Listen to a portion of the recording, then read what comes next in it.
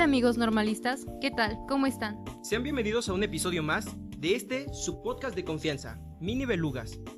Como saben, este podcast está lleno de expertos en el tema, como Eduardo, Itzel, Leonor, Marco, Esaú, Aranza y un servidor, Marvin. Así es, Marvin. El día de hoy estamos muy contentos, pues iniciamos con una serie nueva en el canal llamado Un recorrido por las telesecundarias.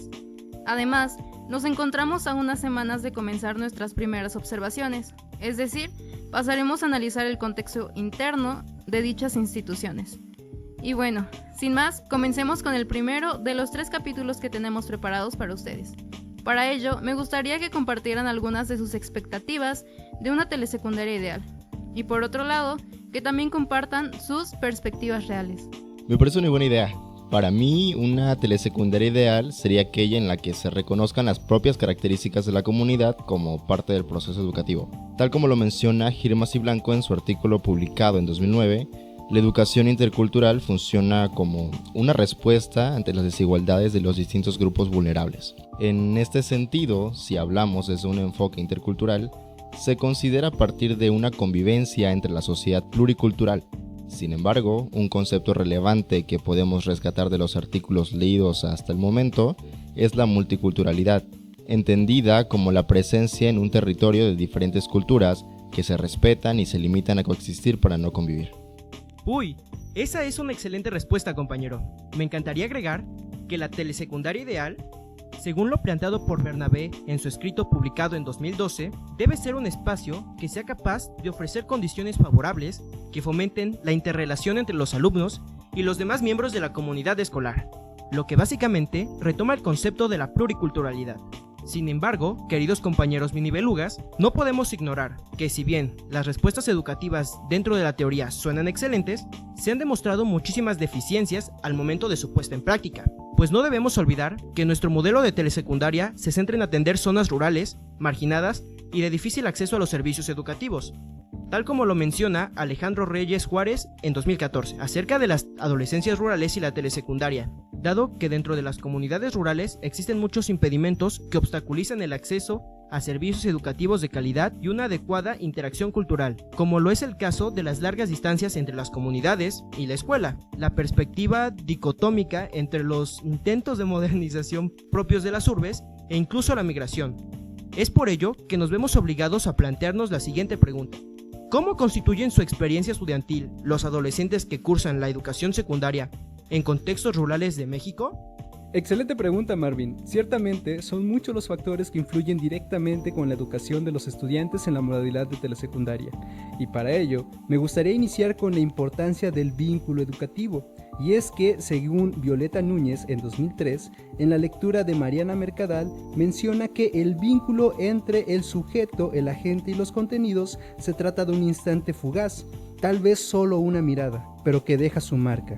Traducido al español, se trata de ese conocimiento que el docente debe tener sobre sus estudiantes con la finalidad de concientizar que convive con diferentes sujetos con historias de vida tan diversas y ricas.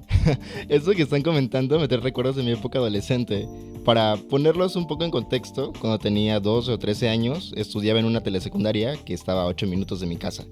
Evidentemente viajaba en carro todos los días, pero tenía amigos que tardaban hasta 40 minutos en llegar. En su momento no le di importancia, pero ahora que lo pienso, eso podría explicar el por qué llegan más cansados de lo normal. Exacto, a eso es a lo que me refiero. Justamente eso es muy importante en cualquier aula educativa. Sin embargo, lo es más en aulas multigrado de la telesecundaria. ¿Y eso cómo puede beneficiar al docente?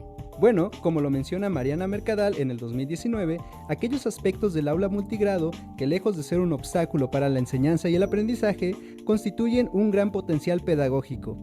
Y es que, imagínate, cómo un alumno de tercer grado que acaba de aprender algo sobre matemáticas sea capaz de ahora enseñarlo a sus compañeros que están en segundo grado, y de esta manera, él refuerza su conocimiento y el otro estudiante aprende en un lenguaje mucho más digerible para él, es decir, un lenguaje de alumno a alumno.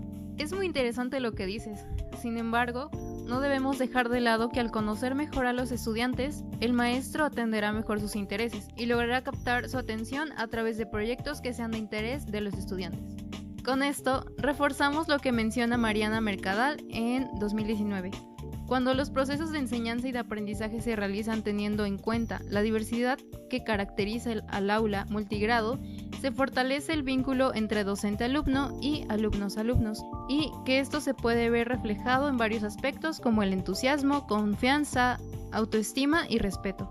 Es correcto, de hecho, uno de los principales retos a los que se enfrenta el profesorado refiere específicamente a lo que mencionas, la consideración de la diversidad sociocultural del alumnado para la adaptación de estos contenidos establecidos en el marco curricular.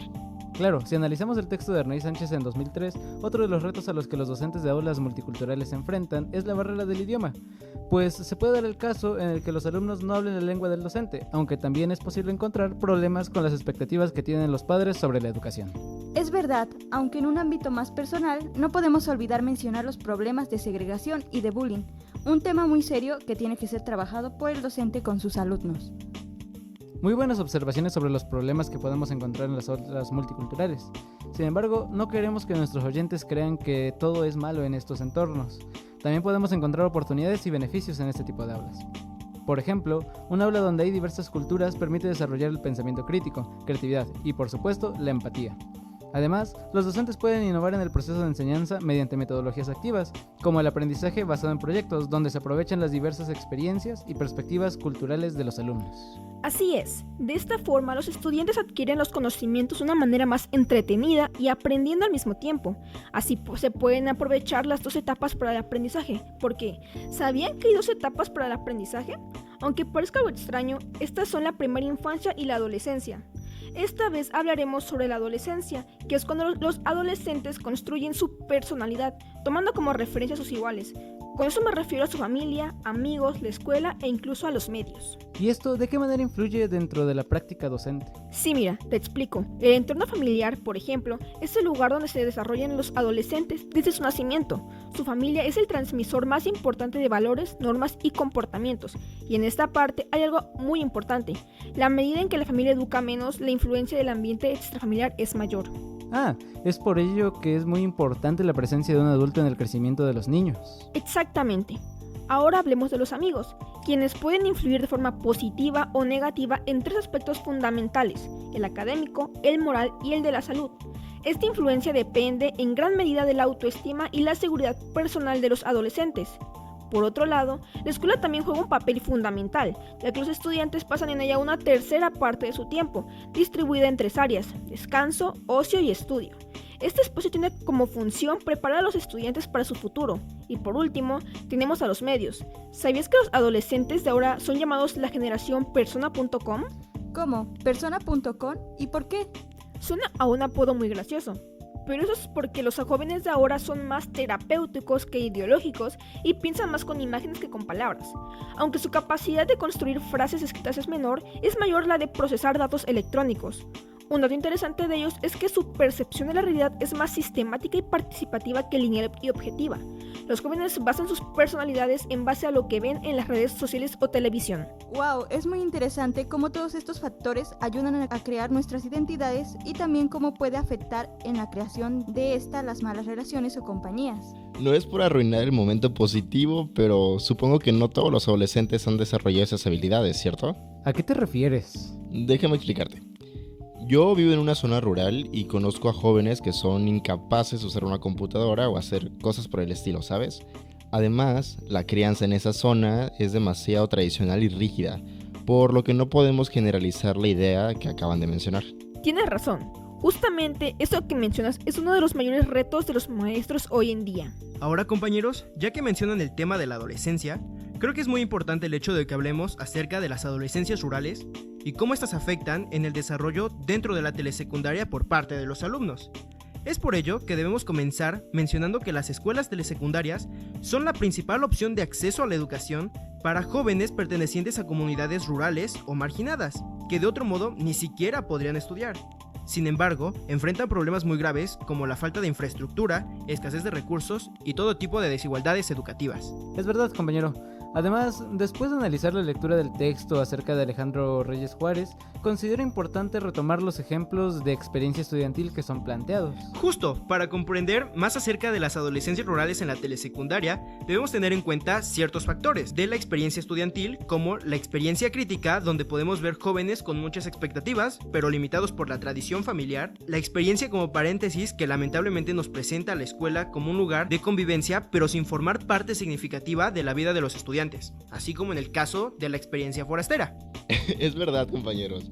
La experiencia forastera es el caso de muchos estudiantes, como lo es el mío, donde nos vemos obligados a viajar grandes distancias o a cambiar de entorno, e incluso emigrar de las comunidades rurales con la finalidad de acceder a los servicios de educación básica. Es cierto, los contextos rurales deben mejorar respecto a la calidad y pertinencia, pues a pesar de que la telesecundaria ha sido un modelo clave en la evolución educativa, aún se enfrentan múltiples barreras que intervienen en el desarrollo de las adolescencias rurales. Ya hemos hablado mucho sobre la escuela multigrado, pero ¿qué son las escuelas multigrado? Bueno, son aquellas donde un maestro debe atender a estudiantes de diferentes grados en un solo grupo. Y de acuerdo al libro La educación multigrado en México de Schmelkes y Águila, estas escuelas están presentes tanto en contextos urbanos como rurales, pero la mayoría se localiza en comunidades indígenas, áreas marginadas y lugares donde llegan familias migrantes. Pero, ¿por qué existen? Bueno, surgieron como una solución administrativa para llevar a cabo educación a zonas rurales y de difícil acceso. Están mayoritariamente en localidades con alta y muy alta marginación. De hecho, desde su origen, las escuelas multigrado se conceptualizaron como provisionales, compensatorias y como respuestas de carácter administrativo ante la necesidad de ampliar la cobertura de educación básica en zonas rurales. Sin embargo, no forman parte de un proyecto educativo. Son un mal necesario dentro de los distintos subsistemas educativos. Lamentablemente, no existe entidad administrativa alguna que regule y le dé seguimiento a su funcionamiento. De hecho, algo que está relacionado con lo que acabas de mencionar aluden a las políticas asimilacionistas del siglo XX, puesto que los individuos se agrupaban acorde a una sola cultura dominante. Sin embargo, gracias al surgimiento y evolución de las políticas socioculturales, se ha ido adaptando el reconocimiento de la interculturalidad, haciendo posible que la atención a alumnos en aulas multigrados se convierta en una tarea que establezca beneficios para el proceso de aprendizaje dentro del aula. Claro, es por ello que en la actualidad existen telesecundarias multigrado y también hay secundarias comunitarias que tienen esta característica y que son administradas por el CONAFE. De igual manera, hay unitarias que son las que se encuentran en estado más crítico. Es allí donde se deben redoblar esfuerzos para dar atención simultánea a los alumnos y valorar la diversidad lingüística y cultural de ellos. Sin embargo, creo que llegó el momento de hablar de la PRONAME. Se preguntarán, ¿qué es la PRONAME? Básicamente es un proyecto nacional de evaluación y mejora educativa de escuelas multigrado. Este proyecto es liderado por el INE y cuenta con el apoyo del CONAFE y el INIFED. Su objetivo es proponer intervenciones para mejorar las escuelas multigrado y ayudar a cumplir el artículo 3º constitucional, lo que es un gran paso hacia la educación más equitativa. Es verdad, y de hecho, entre sus prioridades está identificar los problemas de esas escuelas y diseñar estrategias que realmente se adapten a sus necesidades, reconociendo la diversidad y los retos particulares que enfrentan. Es cierto, no obstante, al analizar la lectura de la educación multigrado en México, nos daremos cuenta que en los años 2016 a 2017 había un total de 3.852 escuelas telesecundarias públicas que eran unitarias o bidocentes, lo que equivaldría al 20.6% del total de las escuelas telesecundarias. A mí también me pareció muy inquietante ese dato, más aún si tomamos en cuenta toda la carga administrativa que recae sobre estos docentes. Sobre todo si le sumamos que la práctica de un profesor de telesecundarias adquiere características muy particulares. La condición de marginación se refleja en la calidad de las instalaciones de la escuela, el aislamiento tecnológico, la alta migración y la falta de empleo de las familias. Cierto, es muy importante reconocer esta heterogeneidad entre los diferentes tipos de escuelas multigrado si se desea atenderlas adecuadamente. Cada tipo de escuela enfrenta retos específicos que requieren soluciones personalizadas. Adicionalmente, se destaca la necesidad de planificar según las características del grupo y la diversidad de materiales, y conocer las diversas formas de organización para brindar un trabajo de acompañamiento adecuado para las escuelas multigrado. Sin lugar a dudas, querida audiencia, podemos concluir que el modelo de educación telesecundaria enfrenta actualmente Múltiples problemáticas que no afectan solo la vida práctica educativa del sistema, sino también la convivencia y el desarrollo de los alumnos y de la comunidad. Esto se debe a que existen diversos factores que requieren atención. A partir de ellos, nosotros como docentes debemos establecer un trabajo colaborativo con las autoridades educativas para ofrecer soluciones a dichas dificultades y de este modo fortalecer la educación en este modelo. Sin duda alguna, este ha sido un episodio lleno de mucha información tan relevante que espero que la utilicen y tengan presente para su primera jornada de observación. Y con esto les agradecemos su tiempo y atención a este podcast. Los invitamos a suscribirse y estar al pendiente de la siguiente entrega del podcast Mini Belugas, la cual será más pronto de lo que piensan. Gracias por escuchar y hasta luego.